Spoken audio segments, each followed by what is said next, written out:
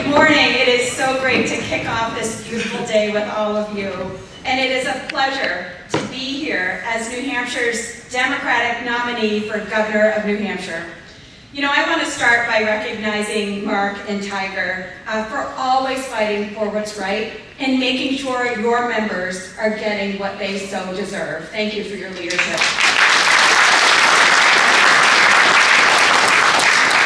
You know, AFSCME was one of the first unions to endorse my campaign for governor, and I am so grateful for all of your hard work and your generous support through the People PAC. That really means a lot to me. And as you know, AFSCME and all organized labor are very close to my heart. I'm a fourth-generation resident of New Hampshire. I grew up in a blue-collar household, and my dad was an IBEW 490 electrician. And there was a time when I was young when my dad actually had to move to Wisconsin to work because there were no local union jobs. And that feeling of my father having to leave our family has stayed with me. And it's why I've always worked to make sure we are supporting our hard-working families and to ensure that we have good-paying union jobs in our communities. And that is the same priority that I will bring to the governor's office.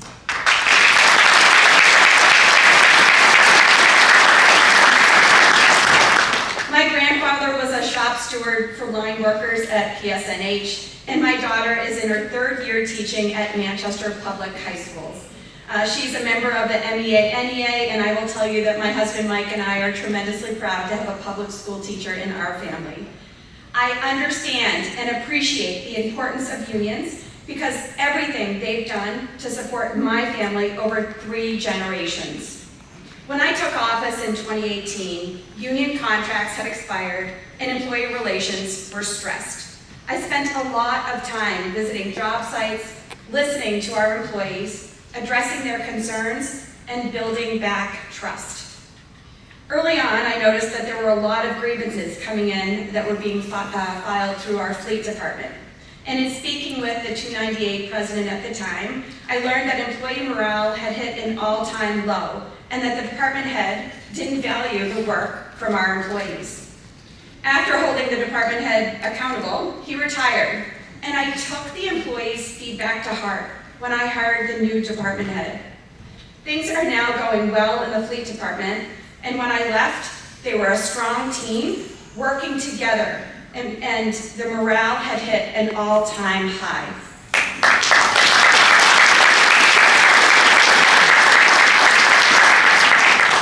And toward the end of my term, I had the pleasure of working with Karen Suttis, the current 298 president. Manchester, like all other communities and companies, was struggling to attract and retain employees.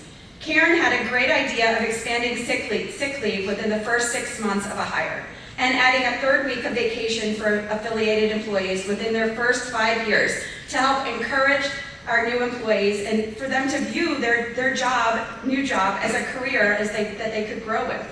So we got together, we made it work, we put together an MOU and got it done.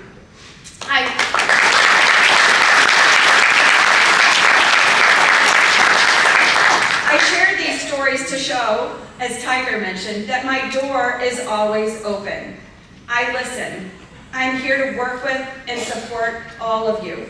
Our public employees are our city's and state's greatest strength, and it's why I made sure that our city employees had fair contracts, increased wages and benefits, and knew that they were supported. Together, we brought in hundreds of millions of dollars for economic development and infrastructure. We created thousands of good-paying union jobs. We negotiated fair contracts with wage increases. We passed a $15 minimum wage for all city and school district employees. We made Manchester safer, and we ensured that union labor was a requirement for city and school district projects. We launched a free cancer screening pilot program for Manchester firefighters, which was recently adopted statewide. And we're setting Manchester and New Hampshire up for the future with 7,000 new family-sustaining jobs that we're bringing right into our mill yard for the biomanufacturing industry. As mayor, I was on the front lines with our city employees tackling issues that local communities across our state are facing, which is why I know firsthand how important it is to make sure our cities and towns have a partner in the corner office. I'm running for governor to strengthen our local communities and ensure that residents across New Hampshire have the opportunity to succeed. November 5th is our opportunity to make a difference for Granite Staters. I will be a pro-worker governor. We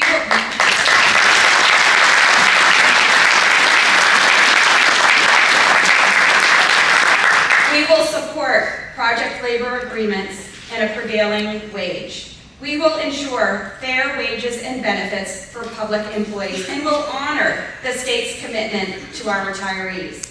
I'm ready to fight for working families on day one, and I will stand with labor every step of the way.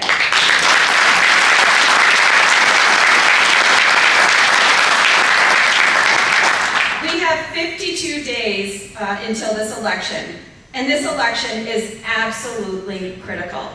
When Kelly Ayotte was in the Senate, she co-sponsored a national right-to-work legislation, and we know that is wrong for our hardworking families. I want you all to know, right to work will be a non-starter when I'm governor.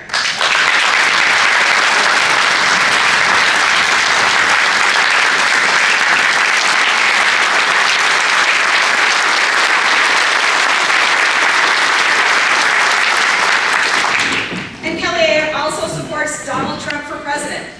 His Extreme Project 2025, which I know you've heard a lot about, agenda calls for the elimination of public sector unions. This is not right for New Hampshire, for Massachusetts, for Vermont, or anywhere in our country. We cannot trust Kelly Ayotte or Donald Trump to stand up for organized labor and hard-working families in this country. I'll be working 24/7 to make sure that we win in New Hampshire, but it's going to take all of us. We need you to talk to your neighbors, your family, and your friends. Make phone calls, knock doors, write postcards, anything you can do to spread the message and get out the vote. Because we need to elect Democrats up and down the ballot in order to support our hard-working families. So together, we can win this election, and I will always stay true to my word to strengthen the labor movement and support our hardworking families in New Hampshire. Thank you very much. It's been an honor to share this morning with you.